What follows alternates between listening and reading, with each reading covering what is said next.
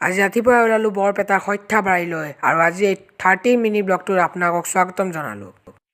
সৰ্থেবাৰীত অনুষ্ঠিত হ'ব সদৌ অসম সাংবাদিক সন্থাৰ অধিৱেশন আৰু অধিৱেশন চোৱাৰ লক্ষ্যৰে তাইলৈকে আজি আমি গৈ আছোঁ।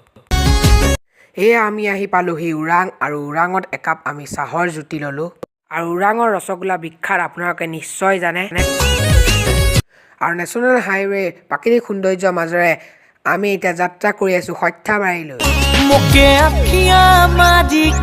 আৰু এয়া চিপাঝাৰৰ নাৰিকলী মন্দিৰ আপোনালোকে দেখিবলৈ পাইছে। আৰু এয়া টিহু ৰাস্তাৰ মাজেদি আমি অধিৱেশনলৈ বুলি গৈ আছোঁ।